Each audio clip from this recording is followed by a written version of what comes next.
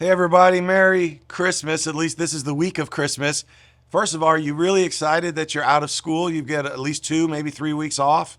I think if you're like me when I was your age, you can't wait to have that time off. And then probably about halfway through, you don't even know what to do with your time off. So we'll talk about that next week. But this week, we're going to wrap up what we've been talking about for a couple of weeks. If you've been with us, or if you want to go back and watch previous episodes, that'd be cool. Subscribe to our channel, that'd be cool. We've been talking about messy Christmas. We've been talking about the fact that sometimes, for many of us, Christmas, although we want it to be perfect and we want to manage everything so that it looks great, especially on social media with all of our friends, it can be pretty messy. Well, what you might be surprised, maybe not, is that the very first Christmas was incredibly messy. You think about Christmas sometimes, and you might think of the nativity scene. You guys have seen those nativity scenes? It's like usually something that looks a little bit like a barn or maybe a stable. It's really supposed to represent the manger that the baby Jesus was born into. And you have a mom and a dad, Mary and Joseph. You have a baby that represents Jesus.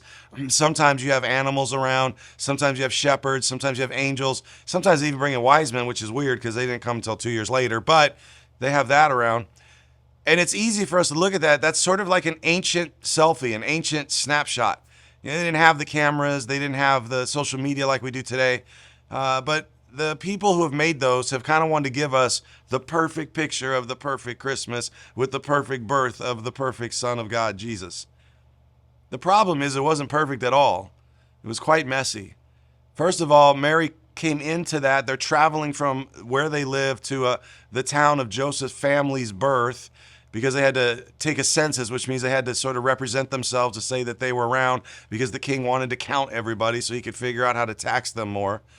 And while they're traveling, they're leaving a town that was filled with rumors and backbiting about Mary because she was pregnant, but yet she wasn't married and she had never been with any man. And so how do you become pregnant? And nobody probably believed that this was an act of God. This was a miracle. This was a different kind of birth than what all the rest of us have been born into, or how the rest of us have been born. Mary had to deal with all of those rumors. So did Joseph. And that's what I want to talk to you about a little bit today. The fact that Joseph is still with Mary as she's getting ready to have this baby and they're traveling to Joseph's family's hometown is a testament to Joseph, because if you're like me and anybody else would think, the normal thing that Joseph would have done, bare minimum, when he was engaged to Mary and found out she was pregnant and he knew that they had never slept together, would probably be in our day to totally break up with her and maybe expose her on all the social media sites and let everybody know what she had done. And even in that day, there was a law that said that he could have had her put to death.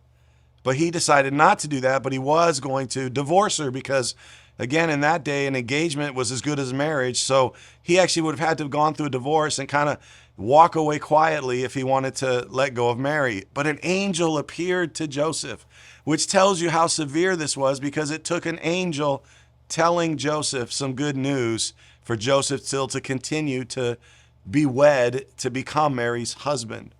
And the news that he gave, I want to sum up with the two names that you see. It's actually recorded for us in Matthew, who was one of the followers of Jesus, who tells us this story later and writes it in his gospel, his writing that he says about the life of Jesus. And he says that when Jesus was getting ready to be born and Mary was pregnant, the angel shows up and says, "Joseph, do not be afraid to take Mary as your wife." And this is in actually Matthew chapter 1. It says he didn't want Joseph to be afraid. And instead, what he wanted was for Joseph to marry her because it was an act of God. And then he goes on to tell Joseph the name of this baby will be Jesus. And he says the reason is because he'll save his people from their sins. Then he goes on, he says, and he'll be called Emmanuel, which means God with us. And this is what I want to talk to you a little bit today.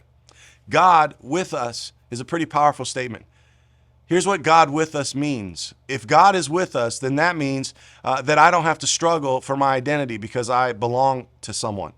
If God with us is true, then I don't have to struggle with anxiety and stress because I know that God can help me understand my reason for being here, my purpose for being alive. It means that I'm never alone. It means that I don't have to struggle to try to make my own way in life because God can help me and lead me there to be able to be the best that I can be because of God's help. This is a powerful message. That's why Another set of angels would tell some shepherds that they were bringing good news of great joy for all the people. Because no one ever has to be alone again. No one ever has to search for their purpose. No one ever has to struggle for their identity or understand who they are, because God is with us. And as we think about Christmas, as it's coming up during this week, depending on when you're tuning into this video, but I know it dropped on Sunday. We have a whole week until Christmas. I want you to think about that. And I want you to ask you this question. What is the best part of Christmas for you? In fact, if you can, throw that in the comments and just tell us, what's the best part of Christmas for you? And as you listen to me speak, I want you to think through why that's the best part for you. Some might say family, food, might be time off. But if we're honest with ourselves, the thing that's best about Christmas is usually, we'll say, is my presents. The things that I get. All of the gifts that people are going to give to me. It's really the presents that makes Christmas Christmas. And that's okay. I think it's great to get stuff. I think it's great to be able to have gifts given to us. I think sometimes for us, it might even be the present that I'm going to give away is going to be the best part of Christmas, because I can't wait for, maybe there's a guy or girl you like, or maybe it's your folks, or maybe it's a special family member, and you can't wait to give them the present that you bought because you got the perfect gift. But what if, just what if, and this is what I want you to think about, what if there's something even better about Christmas? And you remember how I told you that Jesus had two names. You know, there was Jesus, which he was named because he's going to save his people from their sins. And there was Emmanuel, which means God with us. So here's what the story of Christmas is all about, that the best part of Christmas, and this is what's so great, there's so many good things about Christmas, there's so much fun about Christmas, but the best part of Christmas may not be my presence, but God's presence. Now, I want you to understand that we're talking about different spelling there, right? Present, S-E-N-T, versus present, S-E-N-S-E-C-E. Sorry, I didn't do well in spelling bees. The point is that God being with us, his presence is his greatest gift, because it means all the things that I said earlier. So what I want you to do is think this year about this messy Christmas that maybe you're involved in. Maybe you have parents who are having problems. Maybe you have siblings that you don't get along with. Maybe you're going to a family member's house that you're not crazy about. Maybe as you quit school and now all the routine is gone for 2 or 3 weeks, you realize that you feel really lonely or by yourself. And that creates messes for us. And they can surface during Christmas like we talked about a couple weeks ago. But I think if we would turn to God, if we were to bring those messes to God, if we were to be willing, as we talked about a couple weeks ago, to loosen our grip, I think that what God can do is open up a whole new world about Christmas. Because if you haven't done this already, I want to invite you to be willing to open yourself up to a relationship with Jesus Christ. That's why he came. He came so that he could walk with us, so that he could be with us. Because God with us means God's on our side, that we have favor before him, even if we don't deserve it or feel like we don't deserve it. And God wants for each of us, you and me, to give ourselves to Jesus. Here's the interesting thing. All of us have a piece of us that we're not willing to give to God sometimes. There's just that little corner of our lives that we don't want to give, that we feel like, nope, that's mine, I'm going to hold on to it. And that corner of that life that you're holding on to is causing you maybe stress or anxiety or fear. Maybe it's just embarrassment and you don't want to say anything. You feel shame about it. And what Jesus is inviting us to do is to give him that piece of ourselves. And if we would give him that piece of ourselves, he will give us his peace.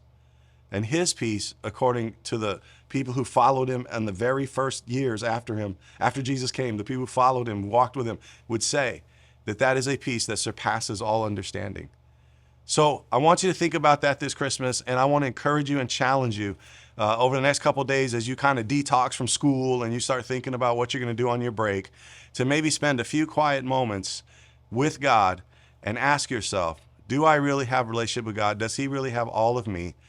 And so that I can have all of him. And so I want to encourage you to do that. And you could reach out to us. You could throw something in the comments.